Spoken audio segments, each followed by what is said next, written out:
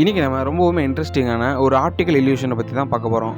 இப்போ நான் ஸ்க்ரீனில் காட்ட போகிற படங்கள் பார்த்தீங்கன்னா ஒவ்வொருத்தருக்கும் ஒவ்வொரு விதமாக தெரியும். அதை ஏபின்னு பிரித்து வச்சுருப்பேன். உங்களுக்கு எந்த மாதிரி தெரியுது அப்படின்னு பாயிண்ட் பண்ணிகிட்டே வாங்க. ஃபஸ்ட்டு இந்த கதவு எந்த பக்கம் திறந்துருக்குன்னு பாருங்கள்.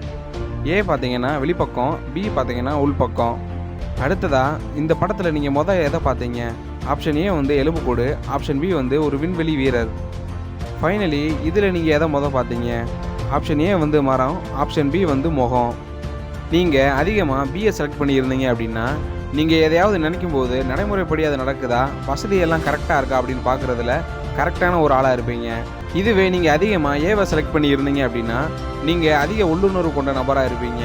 ஏறக்குறைய எல்லா சூழ்நிலையும் உங்கள் உள்ளத்தையே நீங்கள் நம்பி எப்பயுமே இருப்பீங்க. உங்களோட உள்ளுறவு கணிப்பை வச்சு நீங்கள் சொல்கிற தீர்ப்பு எப்போவுமே தவறாது. ஒரு சிரமமாக இருக்கும் பொழுது பலரால் கைவிடப்படும் போதும் கூட உங்களோட பிரச்சனையை நீங்கள் திறமையாக கையாள